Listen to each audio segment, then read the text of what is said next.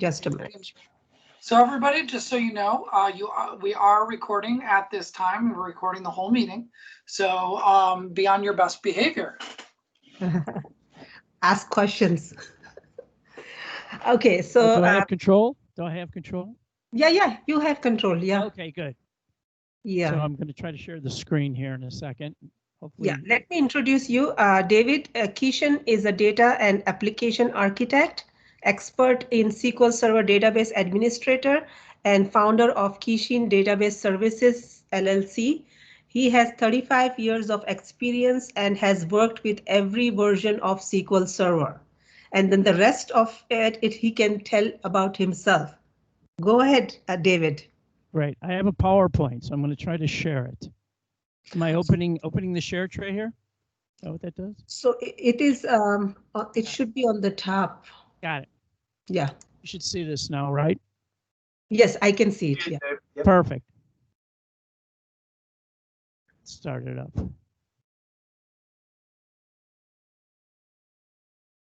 Okay. Mm-hmm.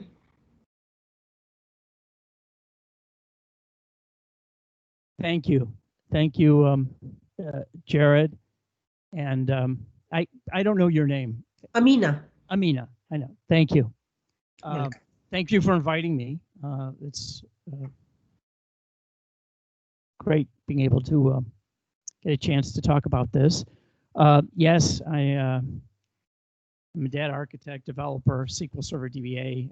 I've been doing this 35 years, and I have worked with every version of SQL Server. I laugh. But in any case, the last 23 years, I've been a contractor, and I've worked in financial services and technology and manufacturing, and I've worked for a lot of those famous companies you've seen there on the screen. Wonderful companies. And that GitHub is all of the code and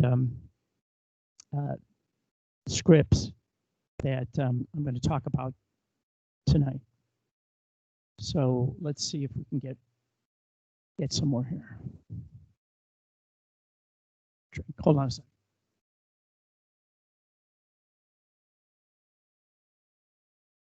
Okay, so during my recent sheltering, I modeled a data management solution for tracking COVID-19 data.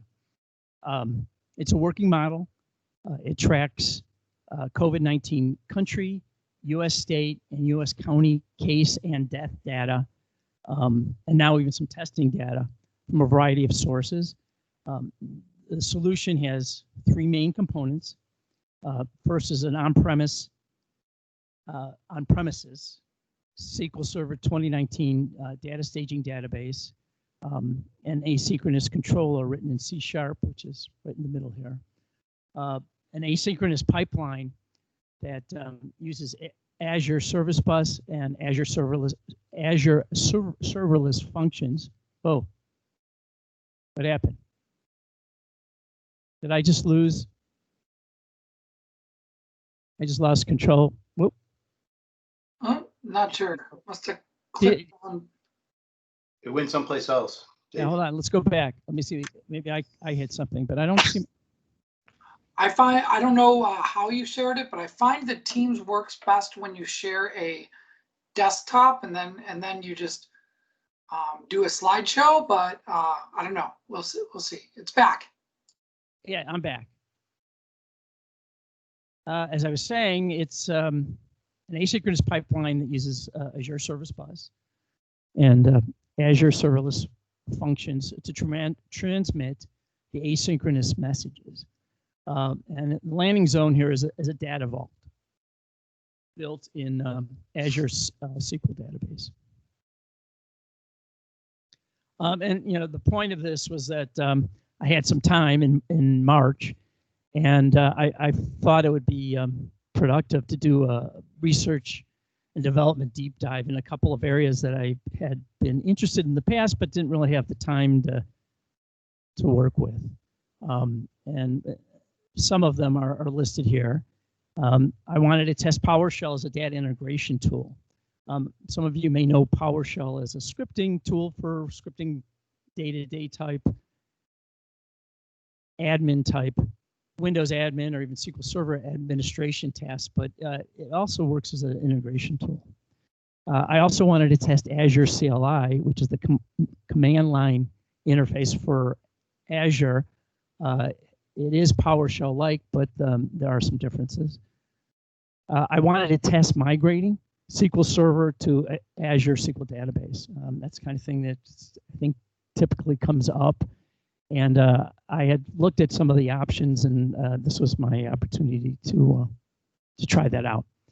I also wanted to evaluate Azure Service Bus and Azure Serverless Functions, and finally build a data vault in Azure SQL Database. I'll talk a little bit more about the data vault methodology in a little bit, but in any case, it was a good opportunity to try some of these things. And again, you know, I felt kind of like I was able to do something that possibly could help me contribute to the data providers, two of which I'll talk about in a bit, are not-for-profits. And they had been collecting COVID-19 data, and I was seeing a lot of things that I thought I might be able to provide some insight about.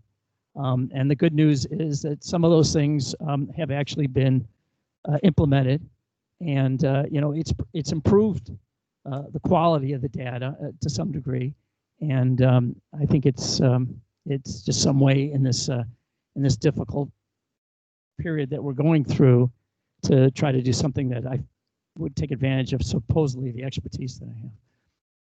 So, any case, the first step, the first thing I had mentioned was migration testing, and I think I'm going to try to.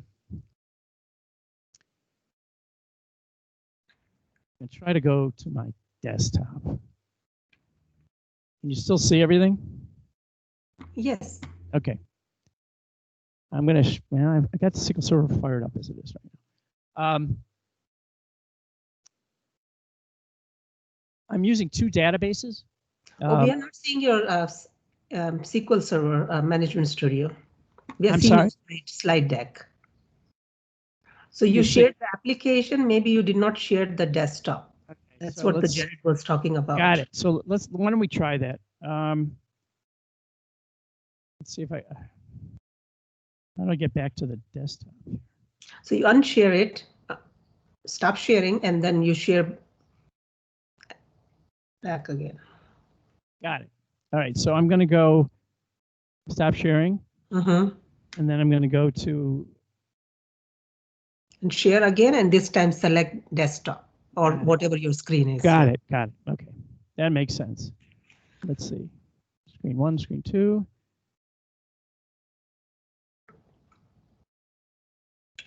I'm at desktop. Got it.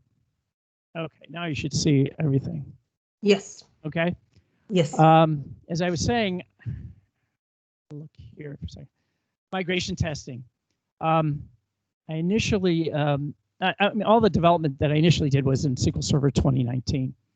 And I started by creating basically a staging database and putting all of the data that I was reading in from the service, the providers into this COVID-19 data vault. I then decided, well, I'm going to try to migrate this to Azure. So I created a second database and decided that that would be the sort of the migration database that I would move to Azure. As I speak a little bit, we'll go on. There are obviously, it's hard to see if anybody can respond to this, but is anybody using Azure SQL Database? Yes, I am. No. Okay. So there are obviously some differences between SQL Server 2019 and Azure that you kind of have to address. So I figured I would use the second database for that purpose in case I needed to take things out or remove things. Subsequently, I also took out some of the staging data and stored procedures that I was using in the first database. So this is the script that I run just to do this initial migration. And I'm just backing up the database. And then I'm dropping this for Azure version, and I'm restoring it. And then I'm going to that database and I'm removing some of these stored procedures and staging tables that I'm using or going to use only in the staging database and not in the version that's going to Azure. So after that happens,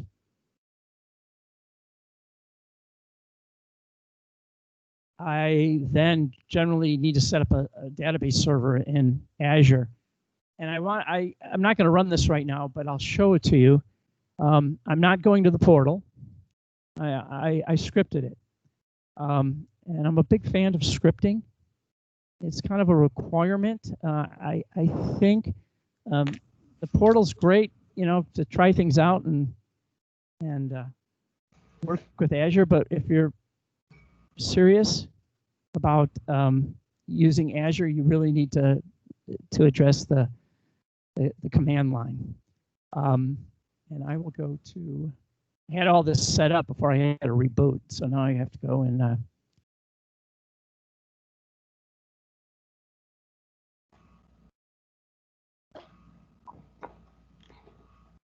find it. But the point is that it's really simple. It takes a little getting used to, and I'm using the Azure CLI commands here that I'm executing through PowerShell. But as you can see, this is all it takes to set up a server, just from here to here. The variables I set in another script using like a set variable command. But to create the data, I mean, obviously you have to have an account on Azure, and you have to have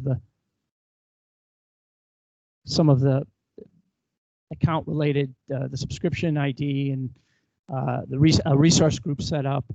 But nonetheless, really to set up a database server is pretty easy.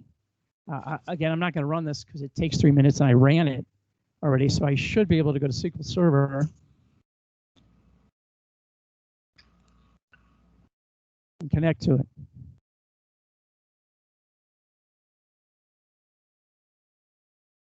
And there we are.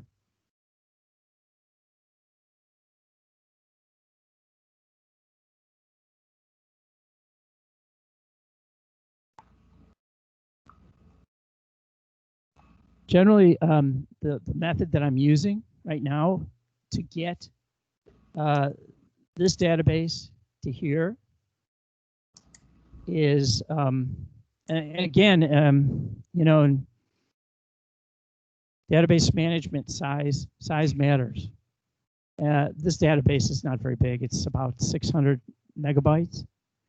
So with smaller databases, you have a lot more options to move things around. You know, if you have a giant multi-terabyte or larger database, it's a whole different animal.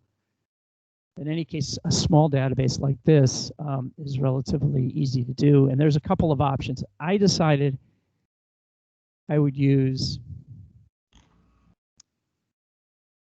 the deploy database to Microsoft Azure SQL database, which seemed to make sense. And basically, it creates a backpack file, which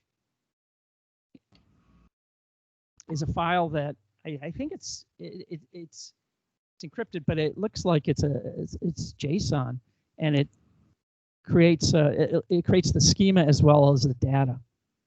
So in a small database like this, a relatively small database like this, you can just basically pack it up and send it. And what happens here is it asks me for the server to connect to. It asks me for the database name. Here, and I'll explain this in a bit. This is the edition of Azure SQL database that I want to use. And I can actually set this, really, it's like 5 gigabytes. And the service options basically are saying, you know, what kind of server, what size of server do I want to use? And this was done as a result of some trial and error for my purposes.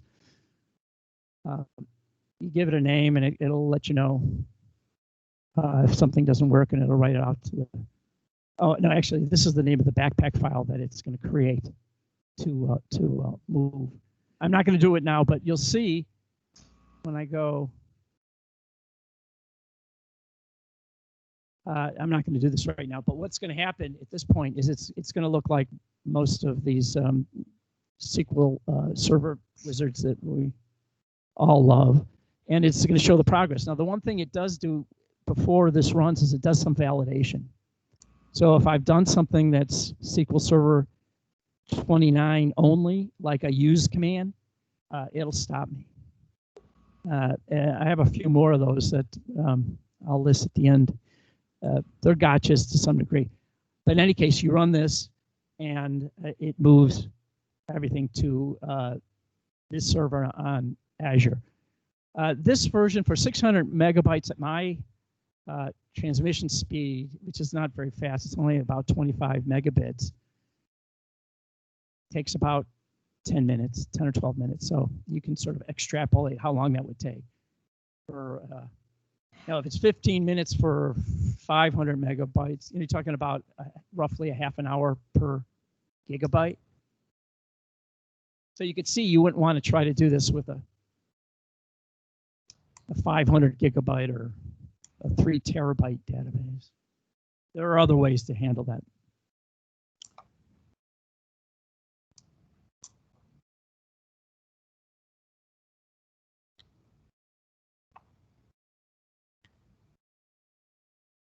The one gotcha here that I realized with this wizard that I ran into is that the views from my 2019 version of the database would not come over. I'm thinking it may have even told me that, but when I got to Azure here, the these views didn't show up, and so after I run that deployment, I run a script to recreate them. It was a strange one.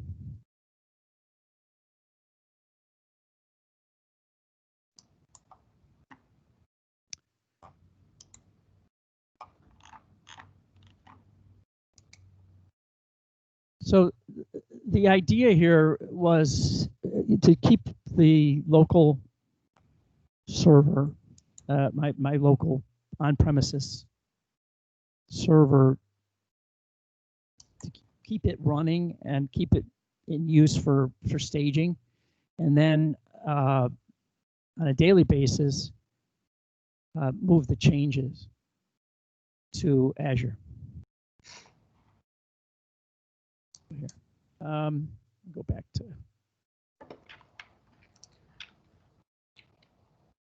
So this is we've looked at this. Let's go here. Okay, Azure Service Bus. It's a message broker. It allows you to decouple applications and services, and it offers reliable, secure. It's a reliable, secure platform for asynchronous data transfers. Data transfers between different applications and services uses messages. A message is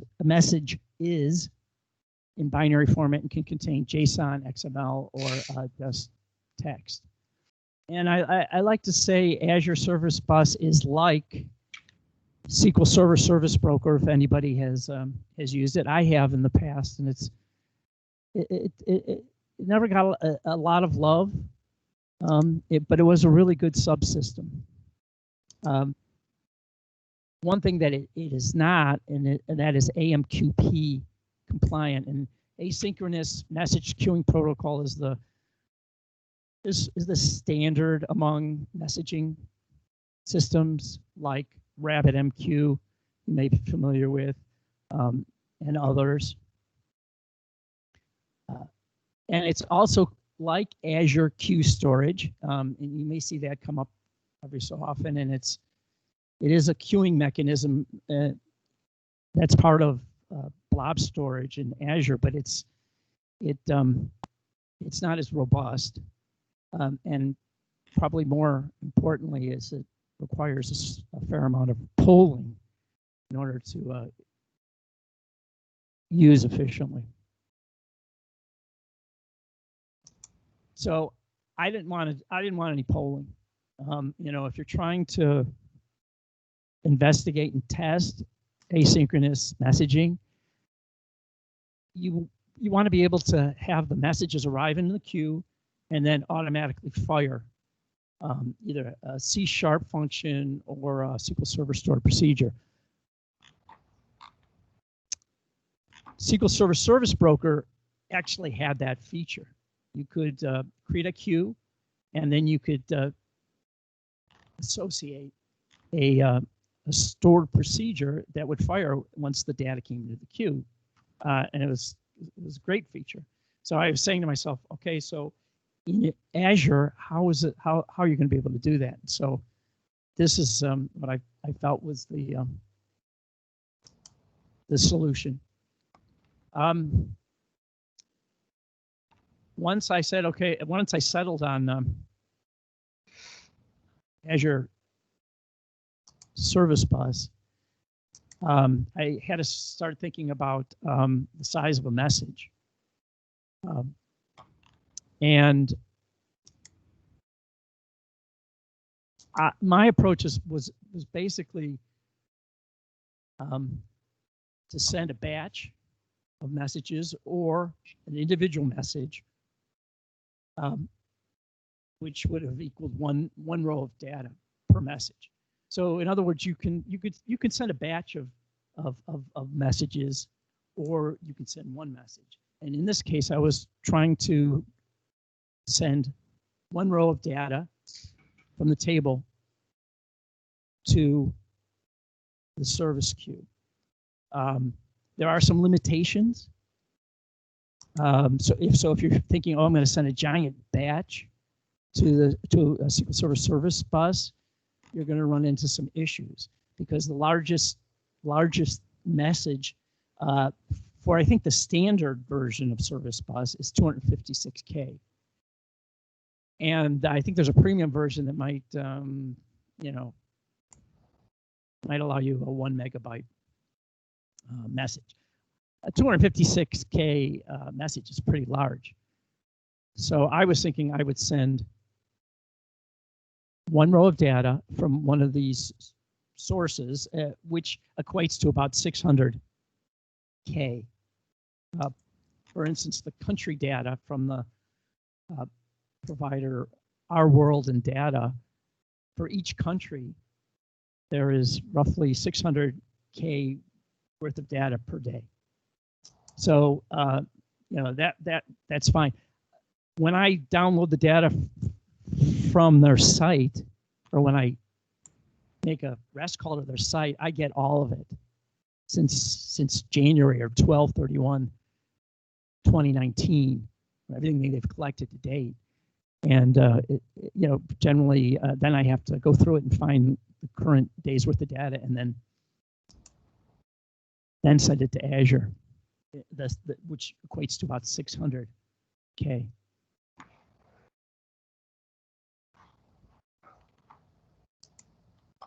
So I'm just going to take this into a little bit more detail right now. I had mentioned the first automated process, that I'm using PowerShell scripts to gather the JSON or the CSV data using REST calls to the source data that comes directly from these sites. The first site is covidtracking.com, and I use this for the US state data. The second site is it's a GitHub location for data for the New York Times and they are tracking all of the county data. It's the biggest data set, about 3,000 counties in the United States. And then Our World in Data is handling the country data. And I picked these 3 sites. Well, 2 of them were not-for-profits, and I had looked at them and investigated and then said, yeah, these are good. And I was able to make those REST calls. CDC, Johns Hopkins, all these other places you hear about. You know, I was having to download a CSV. Here, I can literally just hit this. I'm going to try it right now. See if it shows you the data. They don't blow up. Boom. It's showing to me in Excel, but this is JSON. You can see it. This is probably even better. Boom. You know, that's the data. That's convenient. So the PowerShell scripts that I use, some of these are CSV, some of these are JSON. Most are the 2. I think New York Times and the Our World in Data are CSV.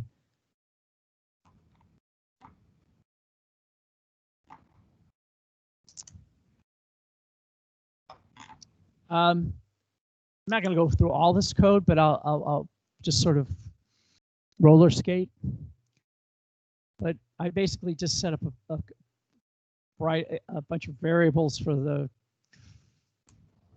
location, and this is probably the important command from PowerShell, because this invokes the equivalent of like a REST call. This is the database. I actually, once I gather up all the data, I then generate a transact SQL script. That was the first way I did this, and then there's actually even a better way to do it now that I discovered. But in any case, and since the CSV pile, I actually have to write it out, so I can't just keep it in memory. But if you want to see, let's try this. This is a small file. It doesn't take it, but I can just run that, and you'll see.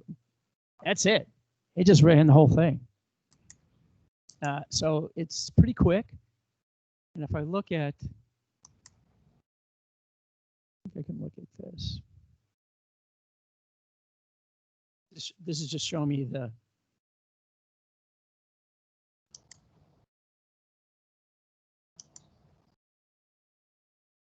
Yeah, this is what PowerShell sees, and this is the content. So this is everything, and then you can see it's all the data, and it starts with Afghanistan, which is alphabetical. There's 208 countries that are being tracked, so it's 208 countries times 6 months. It's not a lot of data, although they have recently expanded the data that they're collecting. And it is much easier to deal with. In any case, so I just sort of run through the data. I try to just grab the last 30 days, and then I load that, because there are some countries that don't always get their data in on time. So to make sure that I'm not just looking at today's data and then having a gap, I just grab 30 days worth of data. But then, yeah, it's I do some transact SQL for my loading table, and then I execute it all from PowerShell. Just to show you that there has been improvement. Let's see. The new set of data that they provide, I'm loading now, and if it looks familiar, if you know T-SQL. These are basically templates. They're script blocks in PowerShell, but you can do this in PowerShell. And if you've ever tried to create a stored procedure that was like a stored procedure writer, you know how difficult that can sometimes be in T-SQL, because of it's not the best tool for manipulating strings. So in any case, so you can create like a block. It's a variable I'm calling create table template, and I just used all the T-SQL. I wrapped it in a transaction. But the beauty here is, and then I'm inserting all the data that I'm gathering from that CSV file, and then I'm using these variables, which are PowerShell variables. So it's stepping through the CSV file and then applying those to this template, and then it executes it, all in this much code. And that's pretty lightweight. So I said, oh, this is good. And as you can see, these data attributes, these columns are have a lot more data than some of the earlier ones. So they've been expanding it as we move through the pandemic. Anybody have a question? There are no questions here in the chat. Okay.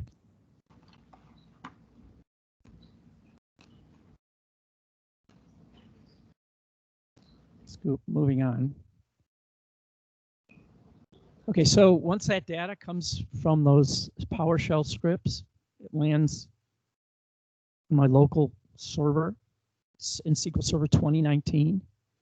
I do some minor data cleansing and adding population totals. Now, I don't have to do that anymore because, as I said, our world in data has expanded their data set to include things like populations and population density, which you need because if you're comparing one country's case rate to another, you kind of have to have some way to weight it.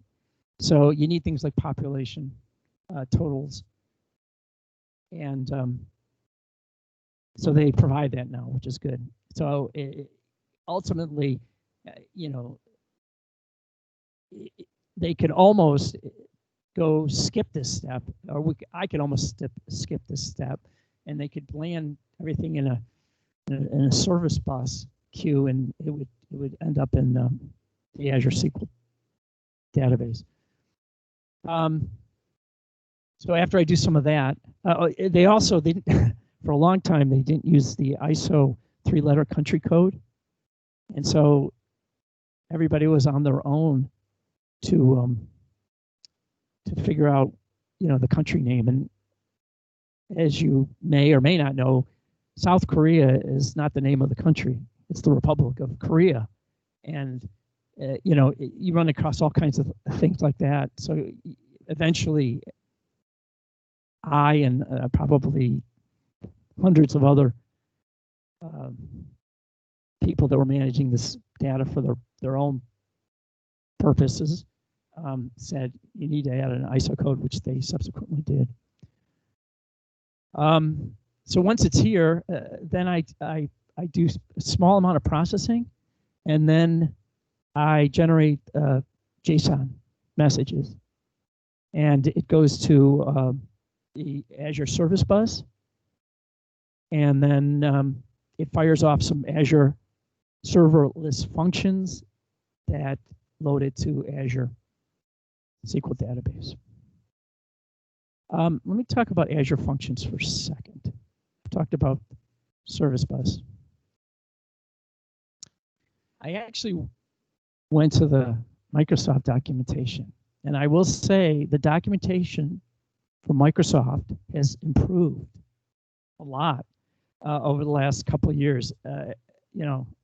Seeing how many years I've been doing this and how many years I've been using Microsoft products, it wasn't that long ago when some of the stuff their documentation was, how do I say, useless, because it didn't really, it was basically a listing of features. It didn't really have much that was helpful, but it has improved a lot. And if you haven't used it for a while, I would say revisit it. It's improved. But Azure Functions, the thing I was interested in here is right here, the service bus queue. So it basically does that equivalent feature that I was looking for from SQL Server Service Broker, where it hits the queue and then it automatically fires a stored procedure or fires some other event. But in my case, I just wanted to store hit the queue and fire a stored procedure, which it does. I think how are we doing on time? You still have 15 minutes. Okay. Well, we're getting there. Good. Mm-hmm.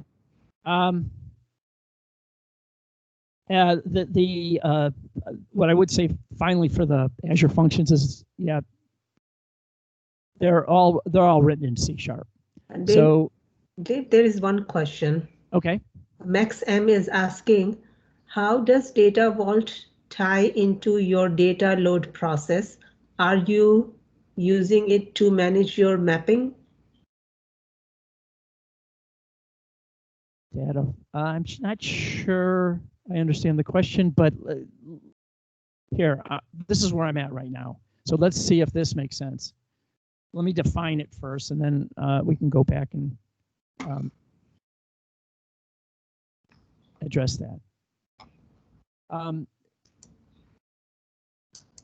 If you're familiar with the concept or the methodology of the data vault, that's great. If you're not, the approach has been around for 20 years. It's attributed to database author consultant Dan Lindstedt. According to Lindstedt, it's a hybrid approach encompassing the best of breed between third normal form and star schema. The design is flexible, scalable, consistent, and adaptable. So it's I almost think of it as a way, as formalizing to some degree the staging process. Because if you've done a lot of integration work, you know that point once you get the data into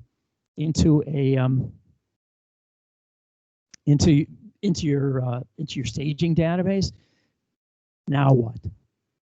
And the data vault methodology tends to formalize it and give you some ways to start thinking about it. And it genuinely is a hybrid between third normal form and dimensional modeling. So there is some denormalizing that goes on, but at the same time, it's a good approach. There are three main table constructs. Lindstedt uses hub, satellite, and link. I have a tendency to use my own called core, item, and link. Conceptually, a core is it's a one-column table for maintaining a unique set of business keys. Now, there are some times where you have to use a composite key, and yes, you can use multiple columns to define it because otherwise it doesn't make a lot of sense. But for most purposes, for using the 80% rule, it's really going to be a one-column table, and there is some additional metadata that you're going to include, including like effective start date and end date. But nonetheless, it really is designed to maintain the business key. Product number, invoice number, whatever it may be. In the case of this stuff, I really use the core tables for tracking location, because you really have country, you have county, you have province, state. The item tables, or satellite, as Lindstedt calls them, is your detail. Okay.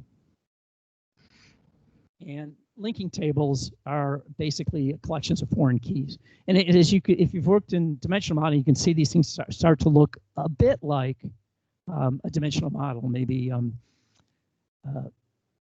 dimension or even a fact table. Now, to answer the question about mapping, I think what he was asking was how am I mapping the items. I use a stored procedure generally, and I map them to the staging tables that are pretty much exactly as they appear from the sources. So the data gets read into the staging database as is. Okay. Occasionally, and you try to make as little changes as possible. Sometimes I even just make all the columns characters. So I don't even want to deal with data types.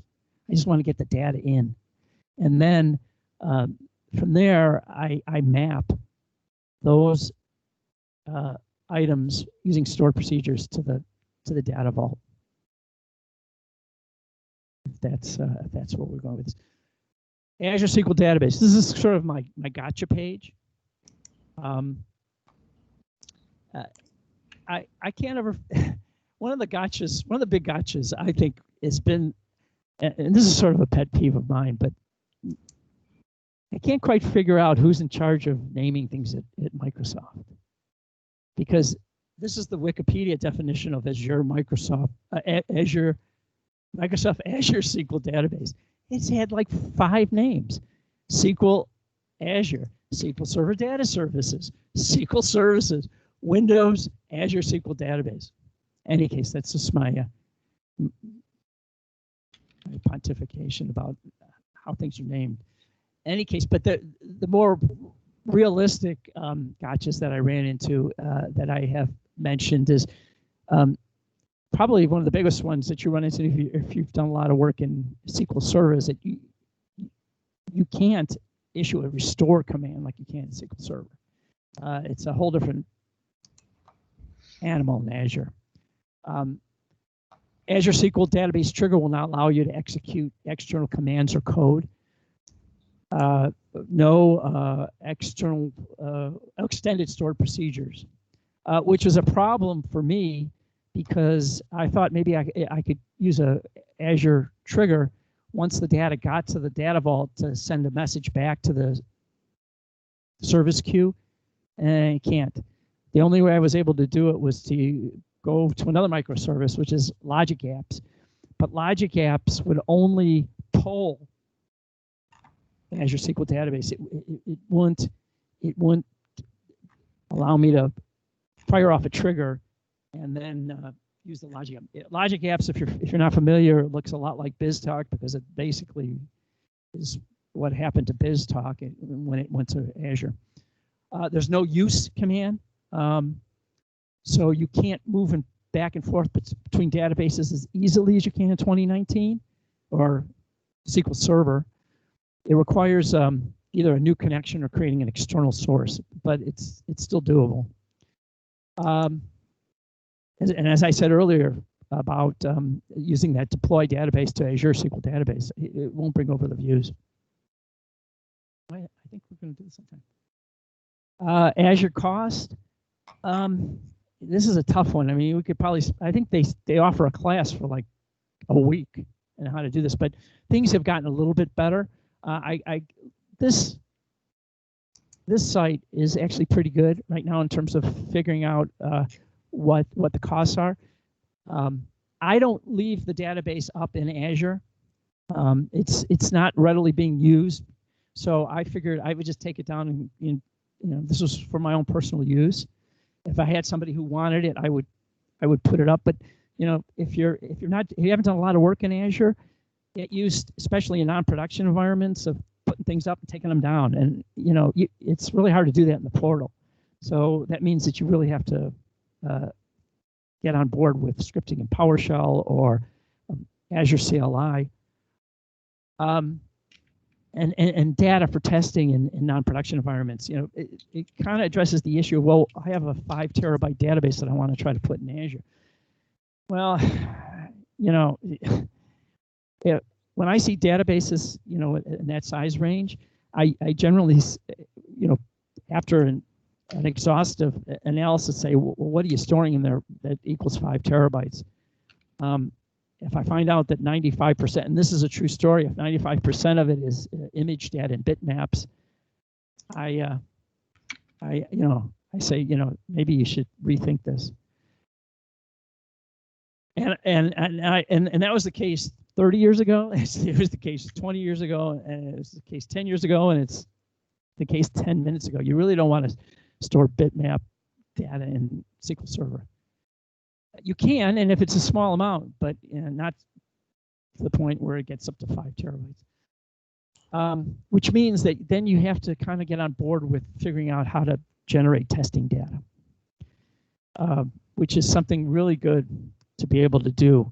Not only if you're taking testing and development environments up and down all the time to save money, but it also is good for data security. And you can get a buy-in from your executives at your firm when you say that, you know, we can improve data security by not deploying production databases to the development environment. My costs for doing this, you know, so I would put Azure up for a day or two. The Azure that you were looking at earlier, I put up yesterday or the day before. But in June, when I was doing a lot of this, it cost me 30 cents a day for running SQL Server. There is one question. I'm sorry, I take that back. It was 30 cents an hour. So it was like $2.40 a day. Okay, questions? Beside firing a trigger to load the data into the database, why is using the message bus better than using SSIS? Well, I've always been a big proponent of putting something between the, well, keep in mind that this is an external system that's sending data to Azure. And I want to try to use the service bus as almost like a gasket to be able to control the flow. It's harder to do that with SSIS. And since it's asynchronous, you often find that you can start and stop processes and without, you know, having major headaches like you can in SSIS. I've used a lot of SSIS over the years, and I found it over time to be clunky. And it's a good product, and people use it a lot. But the idea with asynchronous is to do what I'm doing here, which is to send small amounts of data as frequently as possible. And it doesn't matter. It doesn't have to be at 9 o'clock at night, where, you know, and it doesn't have to have a schedule. And it ultimately leads to better synchronization, or not synchronization, but better integration. You start to see the, you know, the systems that are talking to each other are much better integrated. So hopefully that answers your question. So we're getting towards the end of the talk. So I think we're doing well on time. These are sort of my themes, takeaways, lessons learned. Obviously, I'm a big fan of asynchronous messaging. I think if you are looking to do things in Azure, it's a great approach. And it's a great way, as I said, to improve the overall integration approach. You know, polling data and pulling data from one system and loading it to Azure, that's not, I don't think that's really integration. That's just polling and loading. But when you use an asynchronous approach, as I said, you'll see the benefits. Migrating SQL Server 2019 to Azure SQL Database. Again, I wanted to try this and see what I was up against. It wasn't bad. Again, size matters. If you have a small data set, and I would encourage you, if you're looking to move things to Azure, start small. As I said at the bottom here, start small, think big. And also using PowerShell for scripting and data integration. You know, everything needs to be scripted for a variety of reasons. You know, one of the chief reasons is for, you know, it's an improvement in the overall process. And it also is it's good to show the auditors when they look at your system and say, you know, this is a scriptable, repeatable process. The portal's good for you know, testing things out. And so there are some processes and some things that I couldn't do in the portal. I mean, I couldn't do scripted right now.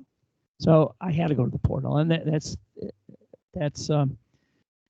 so, you know, at this stage of the game, you do have to use it. But if you don't, then I would encourage you to script everything. I didn't talk about these, but I also had experimented with using Event Hub. Keep in mind that messages are events, and a data row, like I'm using, can be a message, which could be an event. So Event Hub is an ingestion service. It looks a lot like Kafka, if you've ever worked with that. Matter of fact, I think it probably was Kafka at one point. But in any case, it's for ingesting a huge amount of data, like IoT type data, and it has a lot of features to be able to partition the data. So if you were thinking, oh, we're gonna ingest a lot of data, but I did it for this relatively small set. But it was the same it was the same process. And I also used Event Grid, this side, which is a triggering mechanism that works well between microservices. I think I think Azure itself uses a lot of Event Grid, and so it's worth looking at. It was sort of the way I had to, I thought I was initially going to have to trigger some of these events like from the service bus, but when I realized that there were functions and function templates in Azure and being Visual Studio C#, I didn't have to go that route. So you can remember that the only constant in life is change. And I didn't realize this, that, and I've heard this a lot. I thought it was a 20th century philosopher, but it's Heraclitus, you know, 500 BC. I think that pretty much does my my discussion. If anybody has any questions, look at 7 o'clock, out right on the dot. Has any questions? No more questions here. Okay. But people, if you want to ask David, you can unmute yourself and ask the question if you have. Let me get back to the.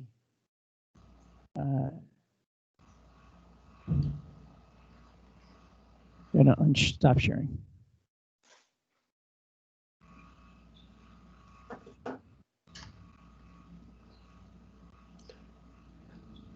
So it looks like there people have no more questions. Hey, So, I got one quick one. Could you show a little bit of your Power BI side, or do you? Oh yeah, yeah, up? sure. That sounds like Mike Brown. It is. yes. All right, I'm gonna go back here. I'm gonna share the desktop. So you can actually see the results here. Yeah. So.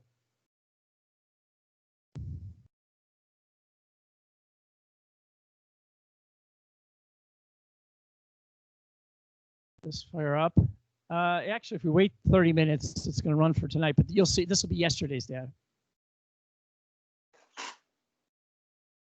And to run it, I don't use the SQL Server agent. I use the Windows task scheduler because it's PowerShell. But I think you could probably do that from the agent. Okay, so yeah, so this is Power BI, and these are queries that I set up to just. After the data runs daily, obviously graphically shows you what's going on here. This is the case count per capita. I think this is the top 10 as of yesterday. And you can see, so I don't know if I can, see if I can go. Hold on.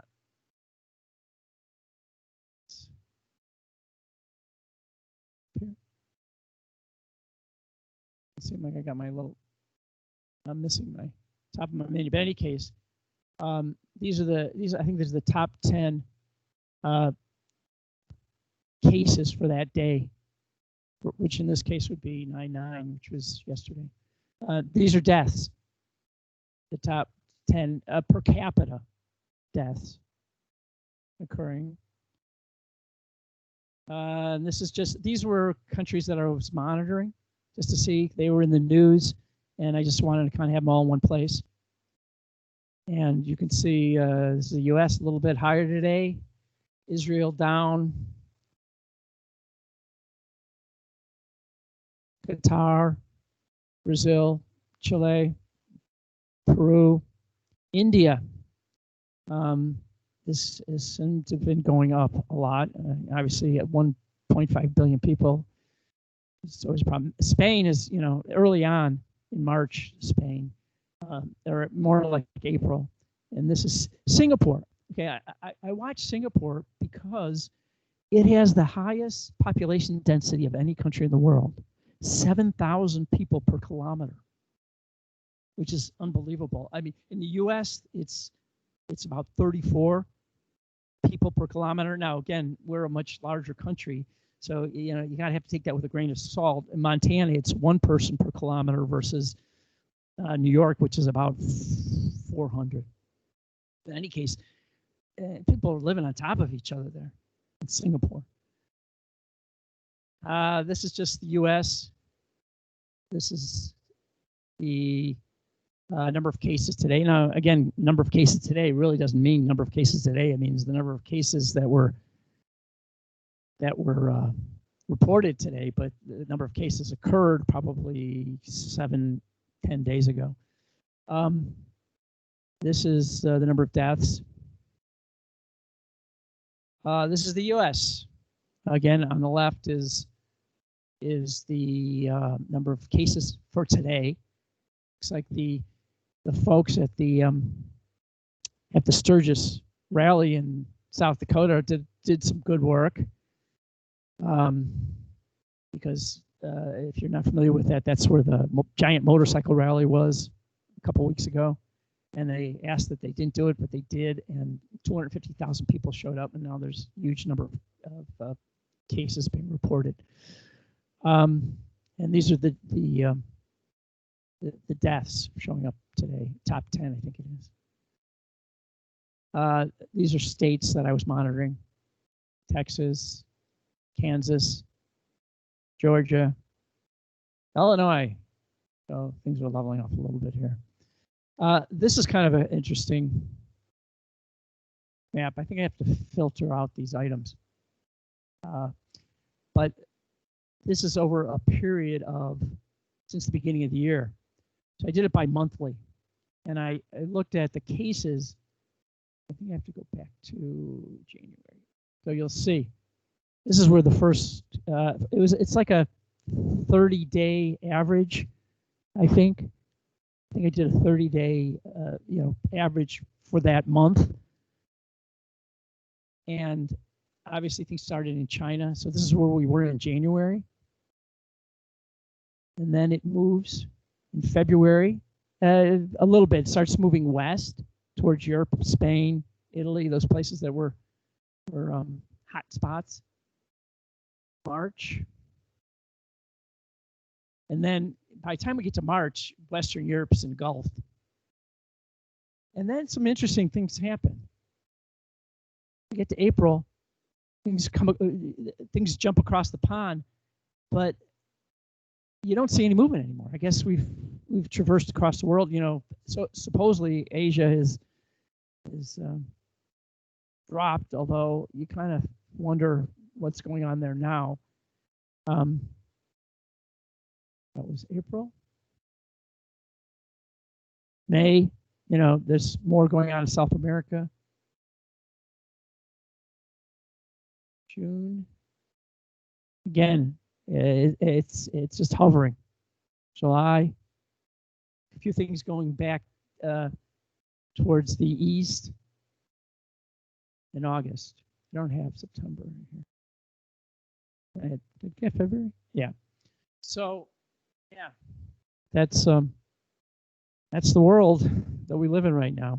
So, all I can say is this has been an experience for me, and it's been a good opportunity to test some things that I needed to do, and I had the time earlier this year to do this. So I'm glad I did it. It kind of feels, I feel like I have some control, but at the same time, so, you know, we're living in a difficult period, but you know, we're all trying to adjust at this point and get it by the best we can. So on that note, any other questions? I don't see any more questions here. All right. Well, thank you for your time. You have my email. If you have any other questions, please email me. The GitHub site has all the scripts and everything that I worked on and continue to work on. And probably the most important thing, please be well. Yeah, great. Thanks so much, David. Yeah, thank you, Dave Keeshin, very much. You know, it was very informative. I appreciate you took the time today, you know, to give us a very, very inspiring. Good. Thank you very much. Yeah, appreciate Do you guys want me to hang out for a bit? I think you know, people have started to leave now. I'm looking at the attendance, you know, Okay. so thank you very much. And we will post your material once you will send us the PowerPoint and other material or a GitHub information. If you can send in the email, we can. It's well, do you need me to send you the PowerPoint or just because won't they show up in the video? Yeah, he's recorded, but you know, sometimes the videos have problems. Jared? Yeah. Yeah, I mean, you know what, we can converse about this through email, Dave. I think it's easier. Okay, whatever you need. Yeah. Just let me know. Yeah, sure. Awesome. Thank you very much. Yeah. Thanks again. Stay safe, everybody. And Dave, we'll hope to see you around and hope to see you speaking again in the future. Okay, great. Yeah, it's been enjoyable after a few early technical glitches, but you know. I have just want to tell everyone else that you know that our next meeting is on October 8th, Thursday, and Bob Pusatri is going to present on Azure Data Lake. So please join next month also. Yeah, that's a good topic, a good topic to segue to, because a lot of the work that a lot of things that I was showing you tonight, if you notice, I go right directly to Service Hub, Service Broker, Service Bus.